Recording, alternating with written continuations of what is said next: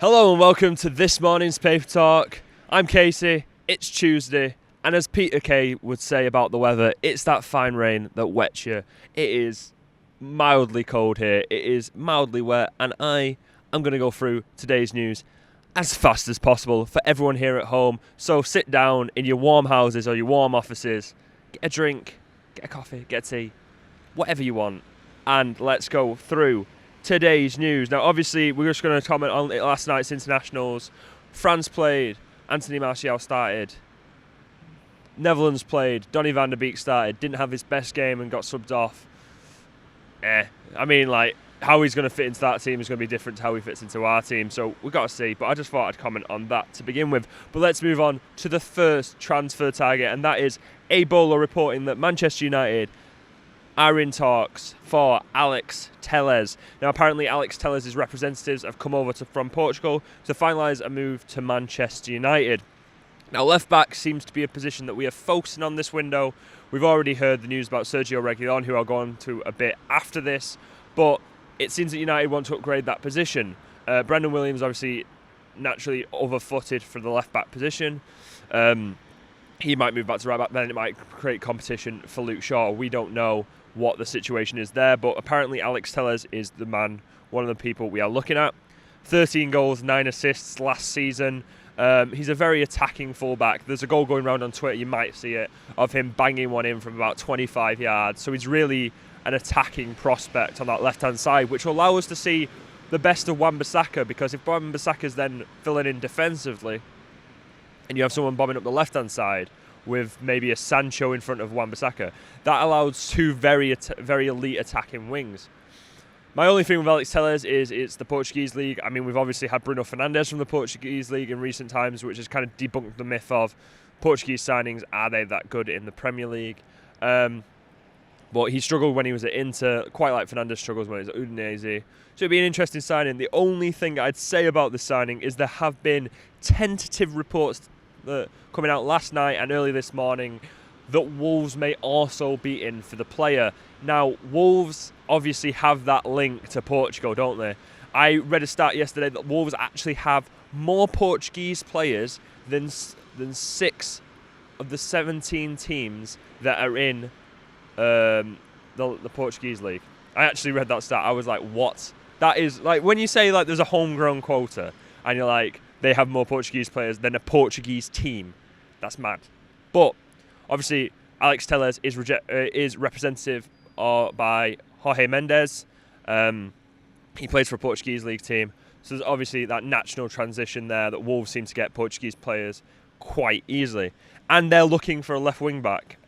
So it's going to be interesting to see how that transfer goes. I personally don't know. There isn't really any solid links to Alex Telles. No tier ones have kind of backed it up that much.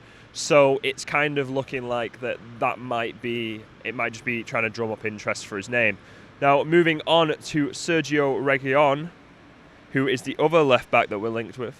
Or Reguilon has no place in Real Madrid. Apparently, Zidane prefers Ferland Mendy, which you would when you've spent 40 million on the youngster. And Marcelo is a legend of Real Madrid at this point. And if he doesn't want to leave, no one is going to make Marcelo leave. So Reguilon doesn't want to be third choice left back. And I don't think they want to be have that much money on the books because they want to raise funds for other positions. So Sergio Reguilon apparently has no place. The Spaniard wants to come to United. Real Madrid might have a problem with Real Madrid that they want a buyback clause, because you know how Real Madrid are. They change managers, they change styles. It might turn out that Ferland Mendy's not as good as they thought he was and Reguilon's better, so they might be like, oh, we'll swap him or we'll bring him back. So I think United might try and get that buyback clause taken out of the deal, and that might be why it's taking a bit long. But obviously, we're still waiting on some official combination, but Cope Tier 2 said that MUFC is best placed on signing the Spaniard. So yeah, he's the sort of attacking fullback I think we have. He's proven in La Liga, he's proven in the Europa League. 3 goals, 5 assists last season. It's just a very good prospect on the left-hand side, and people have been saying what's wrong with Luke Shaw, and I've taken the sort of devil's advocate role of saying Luke Shaw's not that bad. Like, Luke Shaw is not a bad player. He's decent, he does the job fine. But when a player comes along, you don't get many opportunities in a footballing in a football team to be like, a player comes along, Spanish international or an international player, a European Cup winner, considered one of the best in his position in the league he was playing in, and he's available for less than 30 million. That doesn't happen nowadays. And you think if he comes in, he's going to be an instant upgrade on what we already have. So to improve the team, I think we need to sign Sergio Reguilon. And it looks like Solskjaer might be thinking that too. Staying in Spain and staying with Real Madrid, I read an interesting story this morning that I think is complete rubbish. So I just thought before it starts doing the rounds on Twitter, I thought I'd put my 2 pence in. According to Marca, Man United are keen on Gareth Bale again. Oh, whoop-de-doo, aren't we? Apparently, Los Blancos hope this interest translates into a formal offer before the October transfer deadline. United are considered to be the only contenders because Tottenham can't afford him. That's the kind of news they're going with. Why do we get linked with Gareth Bale? I know it's because we have money and we pay his wages, but we're apparently not wanting to pay the wages for Thiago. So why would we want to go and pay a guy who's getting like 500k a week, 300k a week, and he's not played football in a bit? Like the jokes that he plays golf and stuff. I know that he came out in that interview and his mentality is he wants to play football, he wants to play well, and there has been reports that we're looking for a stopgap to Sancho. But if I was United, I'd be like, why would we want to give Real Madrid too much money when they need to upgrade the right wing position? Because who are they going to go for in the world that's the best right wing at the moment? Exactly, Jadon Sancho. So why would you go and say, yeah, we'll go and give you 30 million for Reguilon, we'll go and give you 40 million for Gareth Bale. Oh, now you have 70 million. You're probably going to raise funds from selling someone else, and then they have the money for Sancho, and we're in a bit bother because that just things. And as I said, he's 31. He's injury prone. He's a very good player, and he has shown in the past that he's still a very good player. But I don't think he's the sort of signing we need to look for. Obviously, and he's not of the profile all he wants. So I don't think that, as it said, it's Marca. It's not a very good source.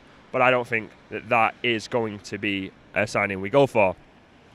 Now, into the general paper talk, and what you're probably seeing on all of your front pages, or all these sports pages this morning, is the systematic dismantling of Mason Greenwood and Phil Foden's careers, apparently. How their careers are in doubt, how their careers are basically over because they broke some rules. And the thing is this is what I'm trying to say is, Gareth Southgate has not sent them home because of the situation.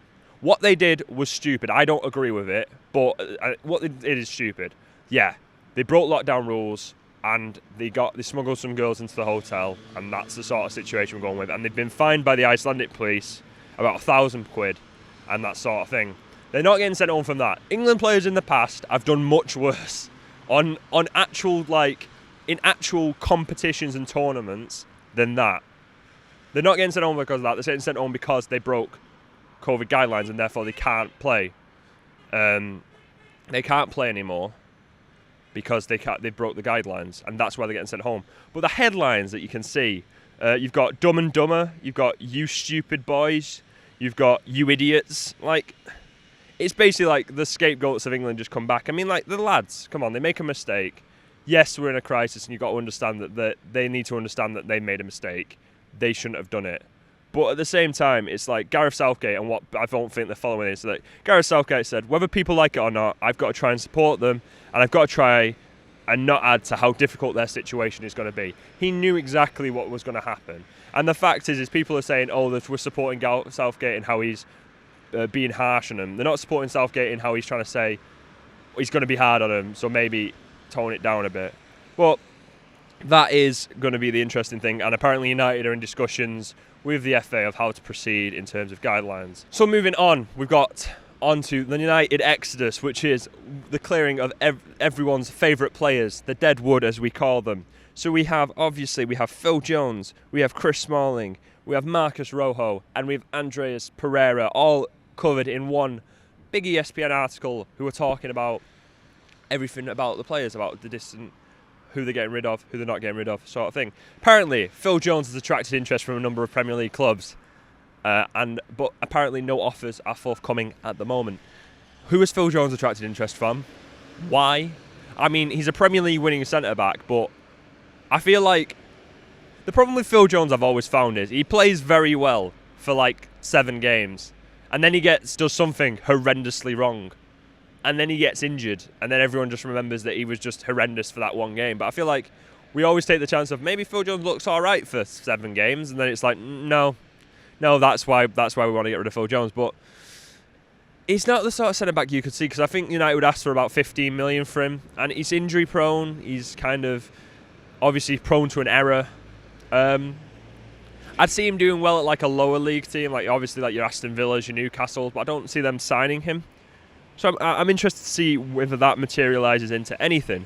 More named sources, obviously, we have Benfica and Valencia are apparently interested in Andreas Pereira. Now, obviously, Valencia is where Andreas Pereira was on loan a couple of seasons back. Apparently, the manager was quite happy with him there, but we're not sure. They kind of play with a different sort of play.